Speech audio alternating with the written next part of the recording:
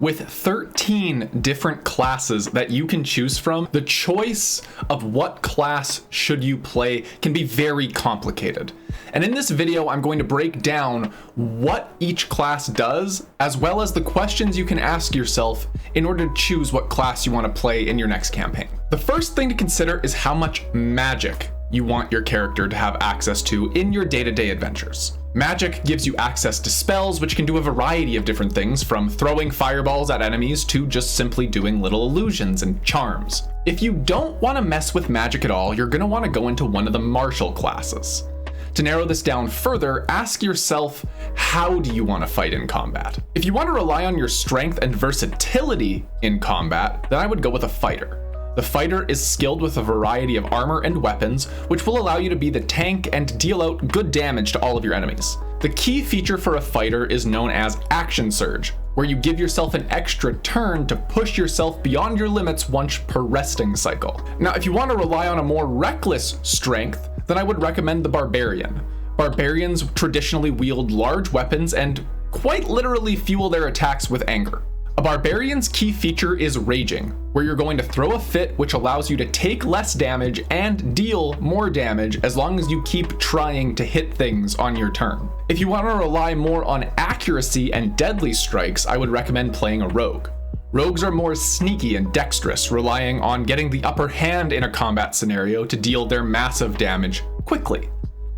Rogues have the key trait called Sneak Attack, where whenever you do have the upper hand in combat, you will automatically deal a large chunk of additional damage whenever you do hit your foe. And if you want to harness your inner energies and zen to damage your foes, then I would recommend the monk. Monks are the masters of their body and mind, and they throw out tons of attacks all the time. The key feature to the monk is Key Points, which is this font of power that you can tap into to heighten your abilities through extra attacks, faster movement, or other fun bonuses that come up. Now, if you want to dip into magic, but you don't want that to be your character's whole thing, then we do have a variety of hybrid options for you to consider. If you like the idea of having an oath that your character must follow in order to have access to their magical powers, then a paladin is for you. The paladin is a mix between a fighter and a bit of a healer or spellcaster, where you get options to enhance your melee attacks, or you can cast spells that seek out truth or heal allies. If you want to be close to nature but still handle yourself well with weapons, then a ranger is a good choice for you.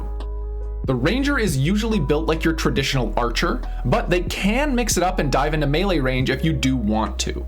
Rangers also get access to a few nature magic spells to spice up your life and give you versatility in and out of combat. If you like tinkering and the idea of making your own magical knickknacks and toys, then I would recommend the Artificer.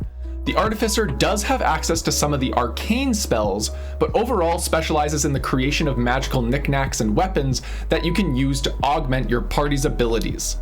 And then the final half-caster that I have to talk about here is an Arcane Trickster Rogue.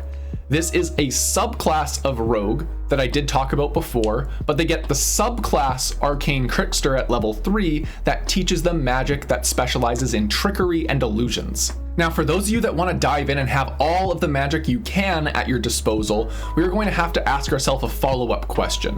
Where does your magical power come from? If you're interested in having your magic be self-learned, you will want to be a wizard.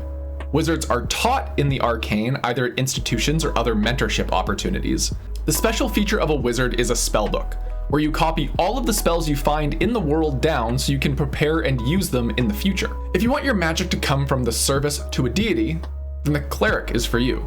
Clerics are blessed with divine magics through their devotion to a particular deity. If you want your magic to come from your ties to nature, then the druid is going to be the class for you. The druid wields the power of nature through their spellcasting and can even transform into different animals inside and outside of combat to give themselves an extra boost or a special set of abilities to use. Our final casters are all getting their casting power through the power of their personality. The bard casts spells through their musical or poetic performances. The bard has a special feature where you can literally inspire others to help them succeed on things that they're doing. If you want to play a musical magic user, the bard is for you. The sorcerer casts spells through a connection to their bloodline or a special gift that was bestowed upon them. The sorcerer has a special feature known as sorcery points that you can use to either cast more spells or manipulate the magic that you're using in a variety of different ways to give you different advantages out in the world.